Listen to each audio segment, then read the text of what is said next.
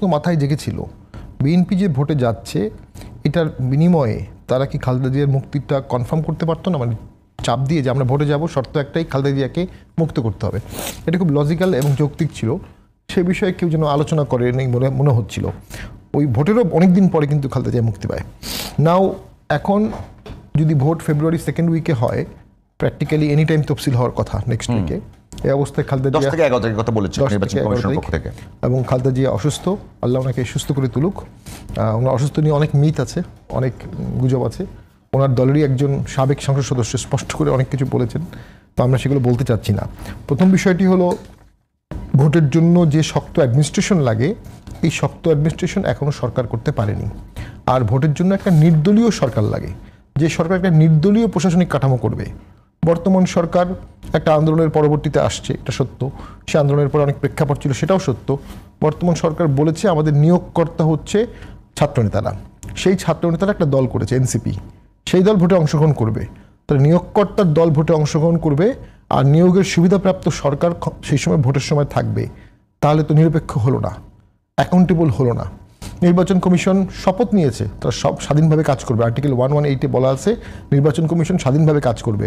Article 120-তে বলা আছে বাংলাদেশের সকল অর্গান নির্বাচন কমিশনকে সহায়তা করতে বাধ্য থাকবে। এটা কিন্তু আর কোনো জায়গায় নাই। আরও একটা জায়গায় বলা আছে মহামান্য রাষ্ট্রপতি যেই পরিমাণ হিউম্যান রিসোর্স প্রয়োজন সেই পরিমাণ রিসোর্স ইলেকশন কমিশনে দিবেন, শ্যাল বলা আছে। তো নির্বাচন কমিশনের অবস্থান অনেক উপরে। আমরা বর্তমান সরকারের একটা পলিটিক্যাল ক্যারেক্টারই মনে করি সামহাউ।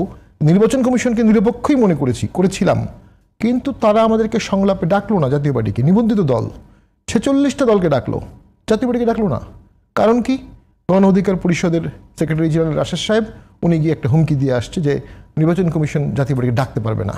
যেই নির্বাচন কমিশন গণ অধিকার পরিষদের হুমকিতে জাতীয় পার্টিকে ডাকে না, সেই নির্বাচন কমিশন ভোট পর্যন্ত হুমকিগুলো কিভাবে সামাল দেবে, কিভাবে নিরাপত্তা নিশ্চিত করবে, কিভাবে জনগণের নিরাপত্তা, ভোটারের নিরাপত্তা, প্রার্থীর নিরাপত্তা, প্রিজাইডিং অফিসারের নিরাপত্তা, এগুলো নিশ্চিত করবে? খুব কঠিন ইস্যু হয়ে যাবে। কারণ 42,000-এর ভোট করা খুবই কঠিন কাজ। 18 লক্ষ পাবলিক সার্ভেন্টকে এঙ্গেজ করতে হবে। বড় বড় রাজনৈতিক দলগুলোর 5,000, 10,000 লোক প্রতি আসনে এঙ্গেজ হবে। আর হচ্ছে ভোটার, তারিখ জিয়ার ভোটার নিয়ে না শামীম ভাই যেটা বলছেন ওটা ভোটার নিয়ে পরে কথা বলি। একটা বিষয় যেটা হলো জাতীয় পার্টি এবার নির্বাচনে থাকার ক্ষেত্রে আইনগত কোনো বাধা আছে কি? আইনগত কোনো বাধা এখন পর্যন্ত নাই, তবে বাধা ক্রিয়েট করতে পারে যে কোনো সময়। চাপে পড়ে একটা ক্রিয়েট করতে পারে, লিগ্যাল একটা অপিনিয়ন দিতে পারে। নির্বাচনে কোনো প্রস্তুতি নিচ্ছেন? আমরা নির্বাচনের হাফ প্রস্তুতি আমাদের আছে। আমাদের শক্তিশালী আসনগুলো, যেহেতু এখন পর্যন্ত আপনাদের জন্য আইনগত কোনো বাধা তৈরি করা হয়নি, সমস্যা নেই, আপনারা তো প্রার্থী ঠিক করার কথা। আমরা 9 বার এখন পর্যন্ত ভোট করেছি, আমাদের ভোটের প্রস্তুতি আছে এবং ভোট আমরা যে কোনো সময় করার জন্য প্রস্তুত। তবে আমরা খুব তীক্ষ্ণভাবে দেখতে চাই ল অ্যান্ড অর্ডার সিচুয়েশনটা কেমন হয়। সরকারের কোনো কারণে জাতীয় পার্টি নৈতিকভাবে এমন জায়গায় গেছে যে সেই সাহসটা রাখছে না নির্বাচন করবার? না না না, সেটা অবশ্যই না। নির্বাচন তো আমাদের অধিকার, এটা তো কোনো সাহসের বিষয় না। আমরা অবশ্যই সেই অধিকার প্রয়োগ করতে চাই, কিন্তু ওই যে হুমকিতে আমাদেরকে ডাকলো না, এরপরে তো ডিসি অফিসের মিটিংয়েও ডাকবে না, এরপরে টিওন অফিসের মিটিংয়েও ডাকবে না। এরপরে নির্বাচনটা হবে আপনার নির্বাচন করলে ভালো, না করলেও ভালো, করলে করেন, না করলে নেই, এরকম একটা ভাব মনে হচ্ছে। অথচ নির্বাচন ইনক্লুসিভিটি কিন্তু খুব বড় একটি বিষয়, যেটা 14-তে হয়নি সত্য, 24-এ হয়নি সত্য, 18-তে খুবই খারাপ ভোট হয়েছে, কিন্তু ইনক্লুসিভিটি ছিল, অল পার্টি ইনক্লুসিভিটি ছিল। ভোটারের কথা বলছি কেন? কারণ ওই যে ফর্মটা আছে, যেটা নমিনেশন ফর্ম, সেখানে অত্যাবশ্যকীয় 6টা তথ্যের একটা হচ্ছে আপনার ন্যাশনাল আইডি কার্ড নাম্বার, আর একটা হচ্ছে ভোটার ক্রমিক নাম্বার, আর হচ্ছে ভোটার নাম্বার। এর একটা না থাকলে আপনার নমিনেশন বাতিল হয়ে যাবে। বাট এটা কোনো বড় ইস্যু না, এরপরে রিড করে আপনি এটা কারেক্ট করতে পারবেন, এটা অনেক সুযোগ আছে। মানে এটা এটা এটা এটা কোনো ইস্যুই না আমি মনে করি। পাসপোর্ট, ভোটার নাম্বার, এগুলো ভিআইপিদের জন্য কোনো ইস্যু না। যেটি সমস্যা করতে হবে, এটা আমি মনে করি 24 ঘন্টাই সরকার করতে পারে। এবং সরকার যদি এসএসএফ সিকিউরিটি দেয়, তাহলে জনাব তারেক জিয়া না আসার পিছনে যে বিশাল কারণটি আছে, সে কারণটি আমাদের সকলেরই চিন্তার বিষয়। উনি জিয়াউর রহমানের লাস্ট সার্ভাইভিং সান, তার প্রেক্ষাপটটা আমাদের যে কারো থেকে ডিফারেন্ট। ওনাকে ঘিরে একটা বিশাল প্রভাব বলয় আছে, ওনাকে ঘিরে একটা বিশাল সমর্থক বলয় আছে। উনি ক্ষতিগ্রস্ত, এই সমর্থক বলয় ক্ষতিগ্রস্ত হবে। তবে আমরা আসলেই বুঝতে চাই যে বাংলাদেশের ভিতরে বাংলাদেশের একজন নাগরিকের কী ভীতি থাকতে পারে যে আত্মনিয়ন্ত্রিত না হলে কি হতে পারে, এটার আমি কোনো উত্তর পাচ্ছি না। আমি ইনফ্যাক্ট 5 তারিখে, আগস্টের 5 তারিখ থেকেই এই প্রশ্নটার উত্তর পাচ্ছিলাম না, কেন জনাব তারেক জিয়া আসছে না। জনাব তারেক জিয়া না আসলে বিএনপি ক্ষতিগ্রস্ত হবে, কোনো সন্দেহ নাই। কারণ ভোটের মাঠে পার্টি চিফকে সবাই দেখতে চায়, পার্টির ভবিষ্যৎকে সবাই দেখতে চায়, এবং সে তার উপর 5%, 7% ভোট নির্ভর করে। এবং তারেক জিয়া না আসার অ্যাডভান্টেজটা বর্তমান প্রেক্ষাপটে ভোটে জামাত ইসলামী পাবে আমার ধারণা, কারণ তাদের বেশ প্রেজেন্টেবল কিছু ন্যাশনাল ফিগার আছে। তাদের নেতা দাঁড়িয়ে গেছে যিনি আমির, উনিও খুব গ্রহণযোগ্য ব্যক্তি। উনি যখন বক্তব্য দিবেন, কান্নাকাটি করবেন, মাপ চাবেন, ভোট চাবেন, কিছু সুইং ভোট জামাত পেয়ে যেতে পারে। নর্মালি বিএনপি কিন্তু সুইং ভোটই জয়লাভ করে। ঐতিহাসিকভাবে বিএনপি যতবার জয়লাভ করছে সুইং ভোটই জয়লাভ করেছে। বিএনপির ঠিক হার্ড কোর ভোটটা ওরকম না, যেটা আওয়ামী লীগের আছে, জামাতের আছে। তো সেদিক থেকে তো মনে করি তারেক জিয়া না আসাটা প্রচুর বেনিফিট দেবে জামাতকে। বাট এটা একটা বাজে নিদর্শনও তো হচ্ছে, কেন আসতে পারছে না? তো এটা তাদের পার্টির আভ্যন্তরীণ বিষয়, তারা এগুলো নিয়ে আলাপ করবে। তো আমি সামনে পার্টির রাষ্ট্র বিষয় হওয়া উচিত। হ্যাঁ, এই বিষয়ে তো সকল দলগুলো একত্রিত হতে পারে যে তারা যে দেশে আসবে আমরা সকলে তাদের নিরাপত্তার জন্য প্রতিজ্ঞাবদ্ধ থাকবো। যেই নিরাপত্তার বিরুদ্ধে যাবে আমরা তার বিরুদ্ধে থাকবো। তাকে এসএসএফ সিকিউরিটি দিয়ে দিতে পারেন। যদি উনি প্রাইম মিনিস্টার হলে যে কেউ এসএসএফ সিকিউরিটি পায়, প্রাইম মিনিস্টার ছাড়াও তো খালেদা জিয়া পেলো, সেই হিসাবেও তো উনি পেতে পারেন। তার এসএসএফ সিকিউরিটি যদি এখনই দিয়ে দেওয়া হয়, আমার তো মনে হয় ওনার চলে আসা উচিত। যাক, এটা তাদের নিজস্ব বিষয়। নাও ভোটের আরেকটা সংখ্যা হচ্ছে আওয়ামী লীগকে বাদ দিয়ে ভোট করা হচ্ছে, যেটা অনেক যুক্তি আছে। কিন্তু আওয়ামী লীগ যদি ভোট কেন্দ্রে ডিস্টার্ব করা শুরু করে, তখন কিন্তু ভোটে মানে বিপজ্জনকের মাত্রা একটু অ্যাড হবে। তারা বিভিন্ন সেন্টারে পটটপ ফুটাতে পারে, ককটেল ফুটাতে পারে, গাছ কাটতে পারে। এটা কাস্টিংয়ে একটু ইম্প্যাক্ট পড়তে পারে। এবং পুলিশ এবং আর্মি ঠিক ওই পরিমাণে স্ট্রেনদেন না যেভাবে তারা ভোটগুলো আগে করেছে, 14 সালে যে ভোটটা করেছে। এবং তারা ন্যাচারালি বলবে 14 ভোটের দায়ভার আমাদের উপর আসছে, এই ভোটের দায়ভারও তো আমাদের উপর আসবে, আমরা কেন করবো?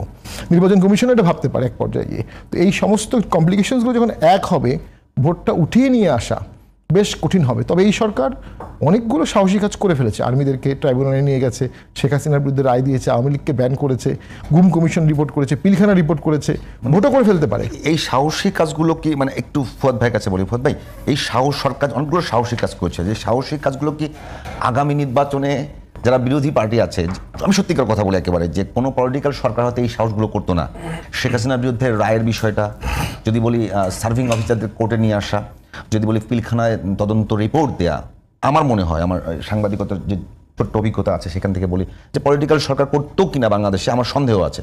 তো অনেকগুলো বড় শক্ত শক্ত কাজ করছে এই সরকার। এই শক্ত কাজগুলোই কি আগামী নির্বাচনকে আরো কঠিন করে তুলবে কিনা?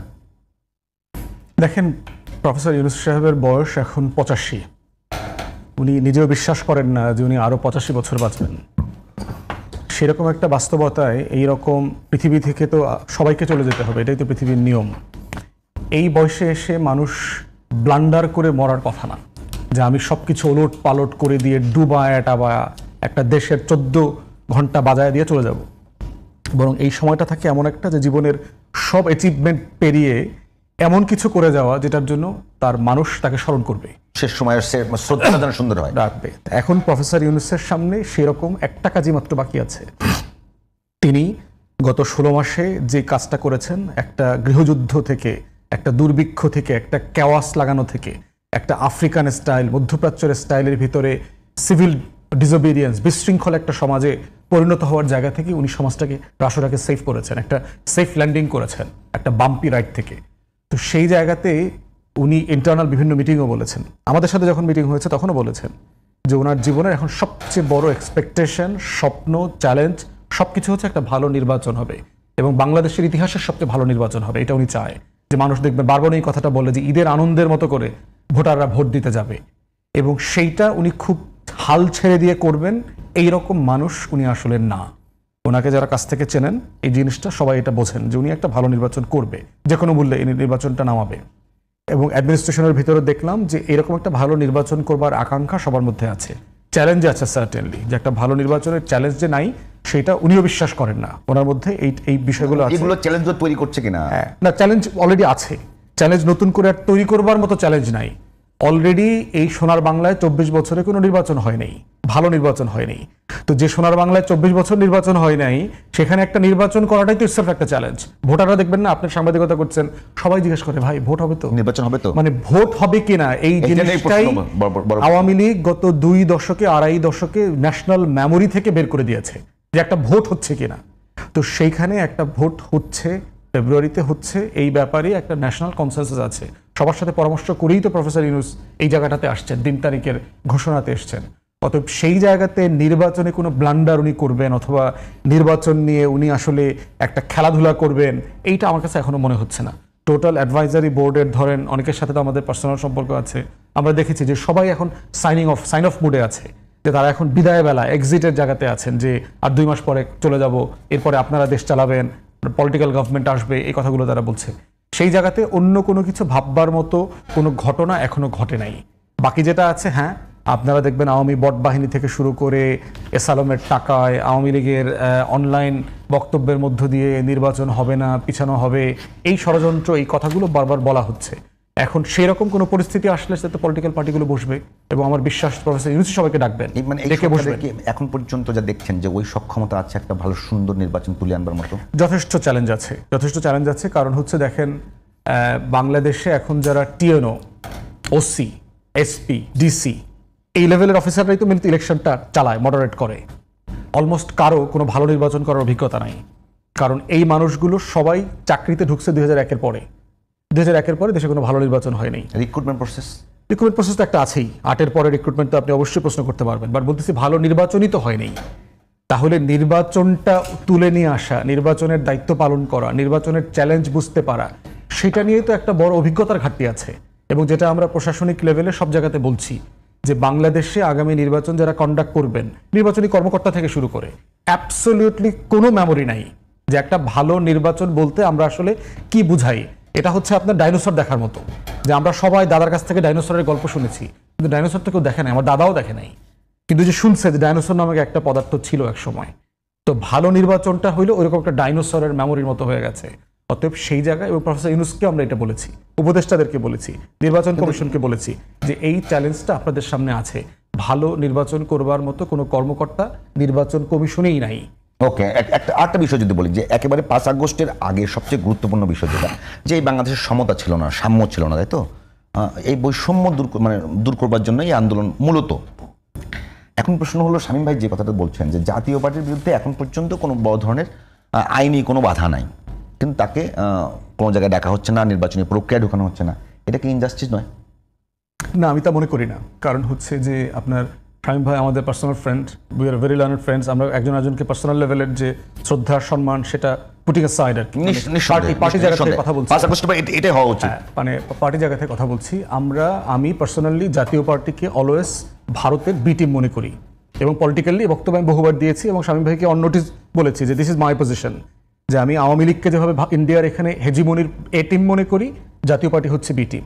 দুইটা দল মিলে বাংলাদেশকে স্বাধীনতার সার্বভৌমত্ব বেচা কেনার যে রাজনীতি তারা ভাই বোনের মতো করে করেছে। যখন এরশাদ এ টিম ছিল 82 সালে, তখন হাসিনাকে এনে সংসদে বি টিম বানাইছে। আবার হাসিনা যখন এ টিম হয়েছে, জেনারেল এরশাদকে জাতীয় পার্টিকে আবার বি টিম বানাইছে এবং দুইজনে মিলে গত 4 দশক ধরে বাংলাদেশকে ইন্ডিয়ার কাছে বর্গা দিয়েছে। অতএব সেই জায়গায় আপনি গত 16-17 বছরের রিয়েলিটিতে দেখেন যে আওয়ামী ফ্যাসিবাদ যেটা তৈরি হয়েছে হাসিনার নেতৃত্বে, শেখ পরিবারের নেতৃত্বে, এটা কোনোভাবে সম্ভব ছিল না যদি জাতীয় পার্টি এখানে স্ট্যান্ড আউট করতো। এটা অভিযোগ? হ্যাঁ, না অভিযোগ না, এটা সম্ভব ছিল না, কোনো পার্টি নাই। সেই অভিযোগটা আপনি লিগ্যালি আনবেন নাকি শুধুমাত্র অভিযোগ আকারে? না, পলিটিক্স তো মানে তাই, এটা তো পলিটিক্যাল কনসেনসাস। গণ অভ্যুত্থান তো আইনি জায়গা। বক্তব্যটা পলিটিক্যাল থাকুক, কিন্তু নির্বাচন কমিশনে যখন যাচ্ছেন সেটা তো পুরোটা লিগ্যাল। নির্বাচন কমিশন তো এখনো বলে নাই তাকে নির্বাচন করতে দিবে কিনা, দেবে না, এই কথা তো কখনো বলে নাই।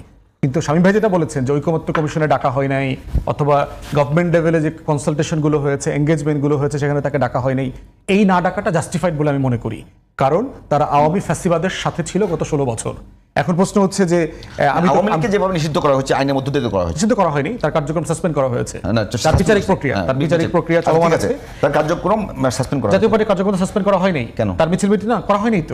অভিযোগটা কি করছেন আপনারা? আচ্ছা, কিন্তু অভিযোগ সেটা তো আমরা দাবি করেছি যে যা আওয়ামী লীগের ক্ষেত্রে হওয়া উচিত তার সবকিছু প্রপোর্শনেটলি জাতীয় পার্টি এবং 14 দলের ক্ষেত্রে হওয়া উচিত।